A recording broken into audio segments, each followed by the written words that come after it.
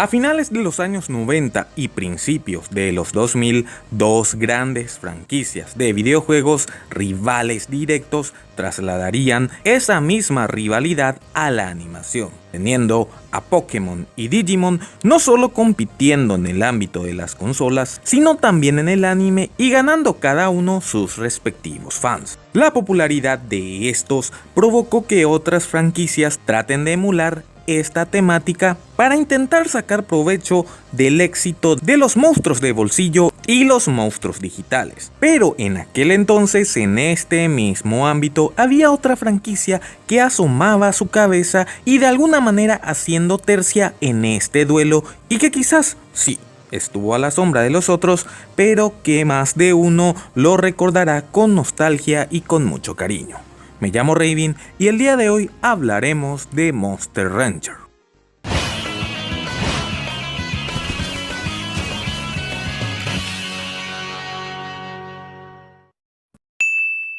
Monster Farm es una saga de videojuegos de finales de los años 90 inclinado hacia la temática mediática popular masiva de aquel entonces, los monstruos. Esta franquicia consiste en una serie de videojuegos de simulación creada por Koei Tecmo.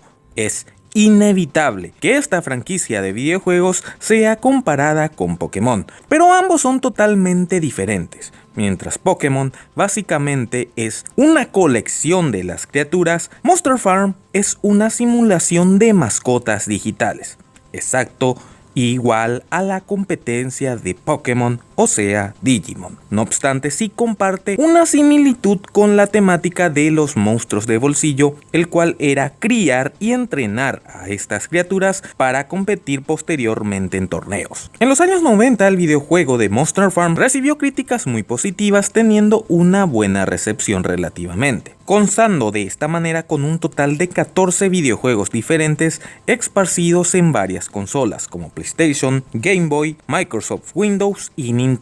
Todo esto desde su lanzamiento en el año 1997 hasta su extinción en el año 2011. Y así, viendo cómo la competencia daba ese salto de las consolas al anime y viendo que a estas les iban muy bien, la franquicia de Monster Farm fue otra de las muchas tantas que decidieron realizar una adaptación animada, teniendo así el anime de Monster Farm en el año de 1999 con la animación a cargo de TBS Entertainment, la cual fue transmitida en las pantallas de TBS en Japón. Y ya en este punto quizás más de uno se pregunte: ¿por qué sigues llamándolo Monster Farm si todos lo conocemos como Monster Rancher? Pues bueno, nos tomaremos un poquito de tiempo para explicar este cambio de nombre. La historia ficticia del videojuego se sitúa en un mundo antiguo cuando este era un solo continente. En este mundo vivían de forma conjunta tanto los humanos como otras formas de vida, criaturas denominadas como monstruos. Muchas de estas criaturas permanecían selladas en discos de piedras, los cuales eran el anhelo prácticamente de todas las personas, ya que al encontrar uno de estos discos de piedra, se podía liberar a la criatura que permanecía sellada dentro de esta para poder criarla y entrenarla posteriormente para competir en un torneo de combates. Como vemos en la introducción de esta saga de videojuegos, los humanos cumplen el papel de un criador. Y como la palabra farm proviene del término en inglés farmer, o sea, estanciero o formador, para tener un nombre más llamativo para el resto del continente, específicamente centrándonos en una adaptación norteamericana, se cambió el término farm por un sinónimo que expresaba la misma esencia, rancher, que literalmente se puede traducir como ranchero o estanciero, pero que en función a la serie este término sería traducido como formador-criador. Y así también, viendo cómo la serie de Pocket Monster pasó a ser gringolizado como Pokémon y los Digital Monster a Digimon, viendo cómo este cambio funcionaba en el mercado norteamericano y en el mundo entero, decidió cambiar el nombre de Monster Farm a Monster Ranchers o Criador de Monstruos. Ok, ahora vayamos a lo que va la serie. Pues bueno, Monster Rancher se centra en un niño llamado Genki, el cual está fascinadísimo por el juego de duelo de monstruos.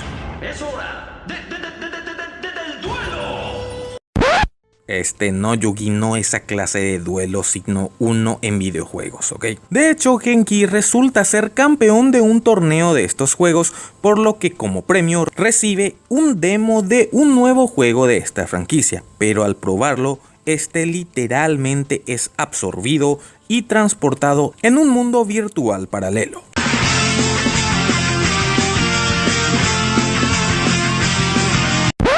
Y sí, hay evidentes influencias de otras franquicias, pero de la cual hablaremos más adelante. Este mundo, al que llamaremos Mundo Monster Rangers, porque así se le conoce en la serie, tiene la misma historia ficticia del videojuego, o sea, la de humanos y monstruos conviviendo juntos. Pero aquí, este mundo es dominado por el maligno Mo. Para derrotar a este tirano, una joven llamada Holly, junto con su compañero monstruo, Sueso, buscarán desesperadamente los discos de piedra, que aquí se le conocerá como discos misteriosos, para poder liberar a un monstruo llamado Fénix, el cual era el único capaz para derrotar al maligno Mo. Es en esta búsqueda donde los caminos de Genki, Holly y Sueso se van a cruzar, ya que Genki aparecerá repentinamente dentro de uno de los discos misteriosos que encontraron Holly y Sueso. Y estos pasarán a formar un equipo improvisado, comenzando de esta manera una aventura donde se toparán con nuevos amigos y enemigos en búsqueda de los discos misteriosos para liberar al Fénix. Durante esta búsqueda, nuestros héroes se le unirán a otros monstruos como Golem, Tiger y Harem, los cuales serán los protagonistas de esta aventura en el mundo Monster Ranger. El anime en sí cuenta con 2 temporadas, la primera de 48 episodios y la segunda de 25. En este video específicamente nos enfocaremos más en la primera temporada por el peso y la complejidad de la historia y porque es la más recordada de toda la serie y por los fans. El anime era totalmente episódico, comenzando cada una de estas con un problema o conflicto, el cual se resolvía al final del mismo, habiendo algunas excepciones donde a veces tardaban 2 episodios o como al final de la primera temporada 3 episodios. La premisa era muy sencilla y apegada a la esencia que este tipo de animes nos tenía acostumbrados en esta época. La búsqueda de discos misteriosos para encontrar al Fénix y combatir al ejército de Mo eran las constantes del anime, que como el género de los shonen de monstruos, por llamarlo de alguna manera, nos ofrece variedades de estas criaturas. Y sí, es imposible no compararla con el coloso y quizás pionero de este género en el ámbito, Pokémon, porque comparten ciertas semejanzas en la búsqueda de estas criaturas y el encuentro de diferentes tipos de monstruos por parte de los protagonistas, teniendo así esa esencia de cacería o colección, por citarlo de alguna manera. No obstante, también habían notorias influencias de la competencia directa de la franquicia de Pikachu y sus amigos, o sea, Digimon, ya que al igual que esta, aquí nuestro protagonista viaja a un mundo virtual, por llamarlo de alguna manera, y así también había un antagonista definido, el cual enviaba a sus subordinados para acabar con los héroes, y por sobre todo la semejanza más importante es la interacción entre los monstruos y humanos, para que estos no solo sean unas mascotas, sino compañeros y personajes con características propias. Entonces, Monster Rangers, ¿en qué se diferenciaba de Pokémon y Digimon? Pues bueno, en el desarrollo de la historia, ya que aquí nuestros héroes humanos y monstruos formarán un equipo.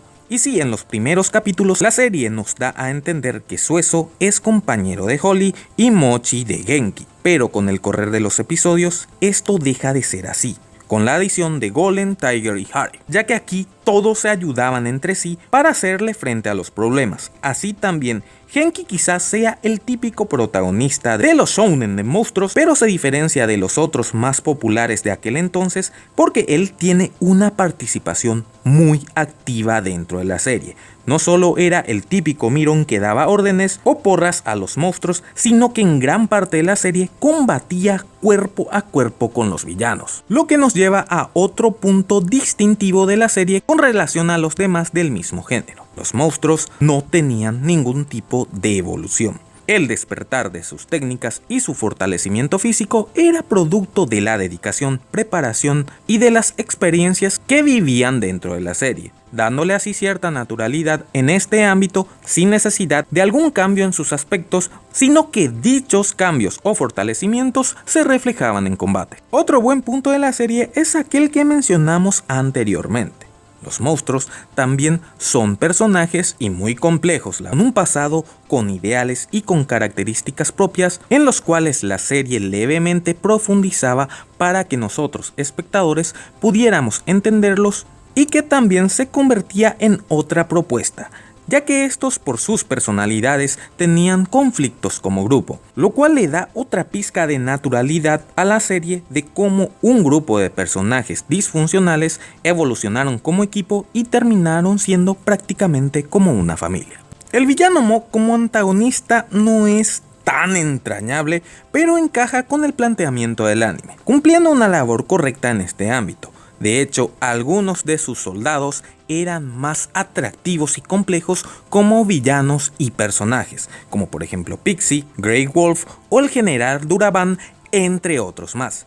Pero sí, es el enemigo principal de la serie, con un pasado algo complejo dentro de la historia y que tiene la habilidad de convertir a criaturas de los discos misteriosos en entes malignos. Vayamos a otro de los factores muy populares de este tipo de animes: los combates, los cuales eran diversos no solo basándose en técnicas o superpoderes, sino también en duelos cuerpo a cuerpo. Incluso a veces algunos monstruos combinaban o unían sus fuerzas de una forma mucho más interesante para hacerle frente a su rival o sus rivales. Pero dichos combates no eran extensos, sino de corta o mediana duración. No podemos olvidar que dentro de esta serie sí también había dramatismo, ya que aquí marcaba presencia la muerte de monstruos, los cuales cuando morían se convertían nuevamente en discos misteriosos con una especie de tallo de rama de planta o algo así, y que al final daba a entender que podrían resucitar, pero después de muchísimos años. Esta primera saga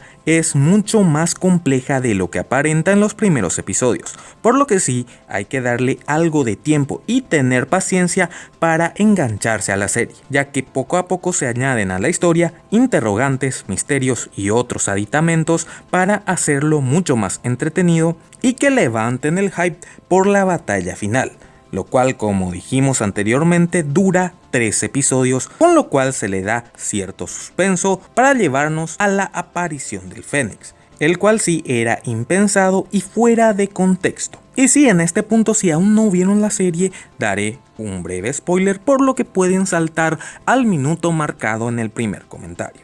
¿Ok? Bueno. Resultaba que el Fénix no se encontraba en ningún disco misterioso, sino que en el alma de nuestros protagonistas, lo cual sí es una resolución milagrosa prácticamente, pero que va con los estándares del planteamiento de este tipo de animes en aquel entonces, llegando así a un final de temporada que en principio iba a ser el capítulo final de la serie, algo trágico, ya que después del último ataque, Genki es nuevamente transportado al mundo real, dándonos a entender que por la explosión del enfrentamiento entre el Fénix y Mo, el mundo Monster Rancher quizás haya desaparecido. Pero sí, obviamente dejando un final abierto que sí encajaba muy bien con la serie y que nadie se iba a quejar si hubiese sido el final de esta. Porque en la temporada 2 hay un bajón enorme. Era notorio que extendieron la serie para buscar vender más videojuegos, ya que aquí de forma demasiado conveniente, Genki vuelve al mundo Monster Rancher y con otra nueva aventura, la de buscar al padre de Holly, que se encontraba sellado en un disco misterioso, pero con el aditamento de una competencia. Exacto, donde Genki cumpliría el rol de entrenador de sus compañeros monstruos para participar en diferentes torneos con otros entrenadores y sus monstruos respectivos. Y sí, este planteamiento era más apegado a la temática del videojuego original, pero que detractaba totalmente con la primera temporada, mucho más compleja y mejor construida. De esta segunda temporada no hay mucho que decir. Habían antagonistas, pero los combates se presenciaban en los torneos, y bajo mi humilde opinión, aquí el anime se volvió predecible, sin una historia compleja ni atractiva que buscaba más parecerse a Pokémon.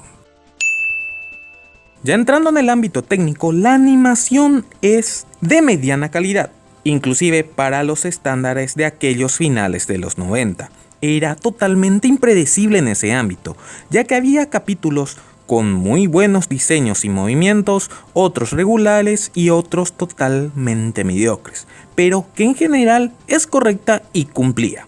Ahora, el punto más bajo del anime es la banda sonora. Aunque el opening estilo electrónico era bueno y pegadizo, el resto del soundtrack pasaba prácticamente desapercibido. Pero aquí la responsabilidad no es directamente del anime original, sino del rayo gringolizador, ya que, como mencionamos, para su redistribución al mundo entero, el anime tuvo que pasar por los Estados Unidos, donde ya habíamos mencionado el cambio de Monster Farm a Monster Rancher, y como saben, Gringolandia, por lo menos en aquel entonces en el ámbito del anime, cambiaba todo, desde los openings hasta la banda sonora, lo cual también sufrió Monster Rancher. De hecho, aquí tenemos que mencionar que la empresa gringa encargada de la distribución del anime tenía la notoria intención de que esta serie se pareciera en lo más posible a Pokémon. Inclusive en esta versión le fabricaron un rap donde mencionaban a diferentes monstruos de la serie,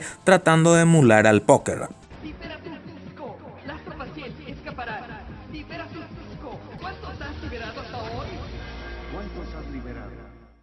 Y sí, era muy malo, la verdad. Obviamente este rap no está presente en el anime original japonés. De hecho, debo confesar que no me vi toda la versión japonesa, pero que sí es notorio que le cambiaron el soundtrack original.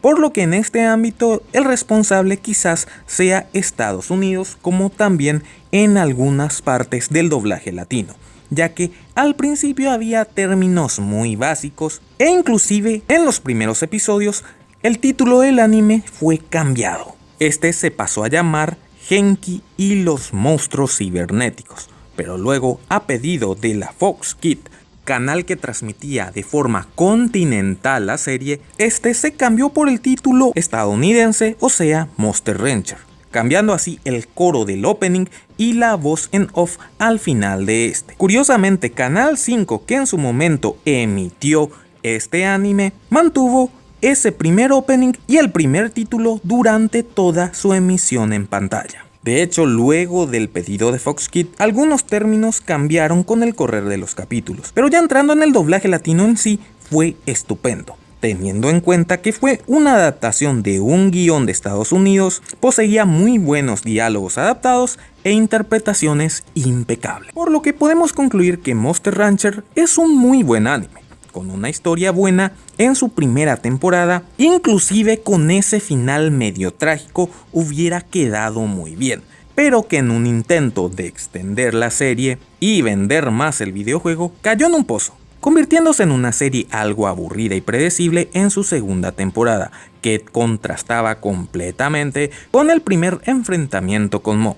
Pero en general es una serie muy entretenida, que quizás no tenga una trama atrapante como las otras del mismo género, pero que sí era muy disfrutable. No obstante, lastimosamente quedó opacada en su momento por los éxitos de Pokémon y Digimon, quedando así para muchos que no vieron la serie como otra copia más de Pokémon. Obviando totalmente que sí, cuenta con una gran propuesta y un gran valor nostálgico, ya que por su difusión en Fox Kids y el trato que este icónico canal le dio en su momento, el anime de Monster Rancher pudo alegrarnos nuestras infancias a aquellos que crecimos en los 90.